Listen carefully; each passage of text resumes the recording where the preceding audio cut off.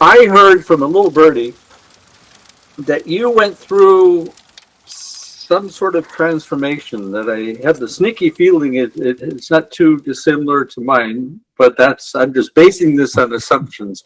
And so my thought was, why don't I just go ahead and hand the stage over to you, and then you can tell us, well, you can confirm or dispute what the birdie told me. So,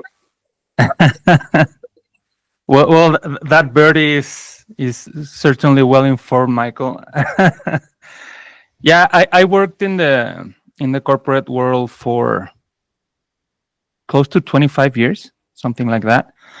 I studied in Guadalajara at Universidad Panamericana. That's a Catholic private school, probably the most elitistic school in Mexico. I didn't want to study there. My parents, mainly my mother, she wanted me to have like that background, that religious beliefs. And well, I studied there, and then I started working immediately.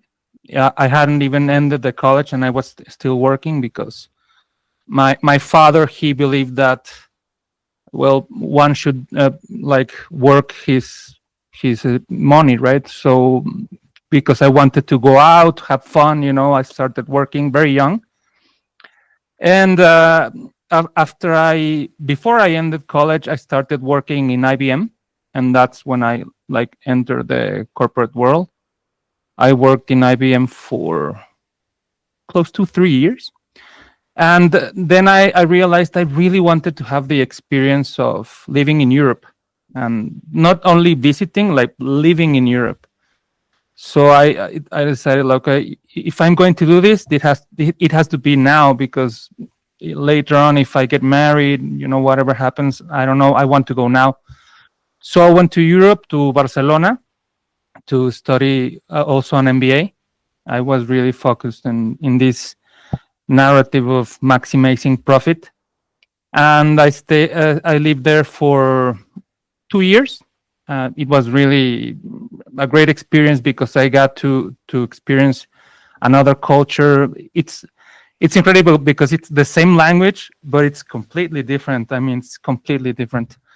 And I stayed there for 2 years, came back, and kept working, returned to IBM, but the project that I was in, it got absorbed by Sanmina SCI. It's close, like Foxconn. They produce a lot of micro parts. Guadalajara, it's like the Silicon Valley of Mexico. So I worked there for 4 or 5 years, and then my father passed away. So my mother approached to me, and she wanted for me to get into the family business. It's a auto part shop. I hated that business. I didn't like it at all. But my mother, she was like, she already also passed away. My mother, I couldn't say no to my mother. So I quitted my job that I really liked, and I got into the family business that I hated, and I stayed there for over 5 years. And then, it's a long story. I got into other jobs. I worked in third party logistics, always with a mindset of maximizing profit. Always. It was the only thing it's important, it's to maximize profit. And then I had this job in a corporation, and after 5 6 years of working there, I was really efficient in my work. The owner comes to me and he says, "You know what, Alex, we're having difficulties because one big customer got out. I'm offering you to pay you 50% of what you earn, or you have to get out." So I said, "No, I'm leaving. No way I'm taking that." So then I was close to 40 years at that time. I was around 38. And it came to me, okay, I don't know if being an employee, it's like serving me, because I am doing a perfect job, but because they are paying me a lot, they can't afford me. So I decided that I didn't want that life of being an employee anymore. And I started a business, like a record store slash pub, with my ex-wife. It was probably the business that the one business that I really loved. It was like really beautiful to have a record store, and we had a lot of craft beer, and it was really fun to talk all the time about music and beer, two subjects that I really love. But after a while, at that moment, I was really in a dark spot in my inner world. I was like super negative. I couldn't enjoy life. It came this moment in my life when I was at Radar. The place was called Radar Records. We were at Radar, and the place was packed. It was like, wow. And we had several weeks really good. But then one friend comes to me in the bar and he says, "Hey, this is amazing. Wow. You should be really grateful, for this, all the abundance." And I couldn't connect to that feeling. I couldn't feel it. I was only watching the negative stuff. Those clients, they need someone to go clean their table, whatever. I couldn't connect to that joy.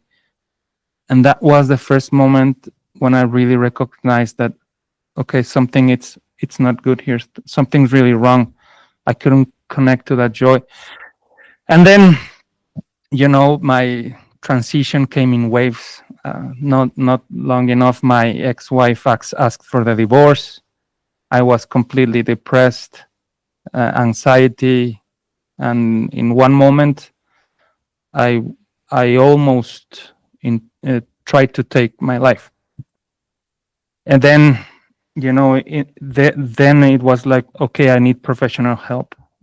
I can't get out of this like mess that was my mind, my heart, my being. I was like 40 kilograms overweight. I used to be like super, super fat. And okay, I need help. So I started therapy, and then I started to change. And I started like, I had never worked in my mind before, it never. And when I started going to therapy, something started like changing in my mind, in realizing that I could change the way I think, and months passed by, and I started like doing more inner work, like reading a lot, and then came this super strong moment that when I came to the awareness that I didn't love myself. And that was the moment when like something broke inside me, and I said, wow. I cried like I've never cried before. Just recognizing that I not only didn't love myself, I hated myself. I treated myself like really bad. So, I did a lot of inner work for like super intense for close to 2 years. And then in 2019, I came to the realization that I had enough with cities. Since I was reading a lot of epigenetics and a lot of stuff, I came to the realization that how the environment deeply affects us. If we live in really chaotic cities, like really this environment, it affects us because we are interconnected to life, to everything. So I moved to Bacalar. I decided I had enough, and I wanted to go a place with really beautiful nature. And thankfully, we have that a lot here in Mexico. And it's like, okay, I'm going to Bacalar. And I lived there for 1 year. And my purpose going there was to connect initially with myself. So I started meditating, like really doing inner work. And also one of my objectives was to connect to nature. So I went to swim to the lagoon every day at 5 a.m. to see the sunset. The sunrise. And then meditate there, take a swim. And I did that every day for 1 year. And then the pandemic came. So it was something like, I don't know, April, June 2020, something like that. and Bacalar was completely deserted, no tourists. So I kept going to the lagoon, I didn't care. It was the pandemic. I went to the lagoon. And then one day, this is probably one of the most amazing experiences I've had in my life. I was there all by myself in the lagoon, and there was no one there. It was completely empty. And I don't know if you've been to Bacalar, but for me, it's like it's almost like a paradise on earth. Just watching the 7 different shades of blue, completely peaceful, surrounded by mangroves with life-breathing stromatolites, the oldest organisms in Earth, over 3 billion years old, and just sitting right there next to me. So I get in the water with this acknowledgement of the privilege to being there in that paradise. And it just came in 1 second. It is really complex to explain it because it all happened like in less than 1 second. It was like the realization, the privilege of being there, being able to bathe in that waters, and at the exactly the same moment, it came the realization of that surely that ecosystem, because our current ways of thinking and being and doing, we will destroy it. So I started like crying, like I came to a catharsis, like super joy and super sad. And for the first time in my life, I was disgusted of being human, of how we act, of how we destroy and how we live.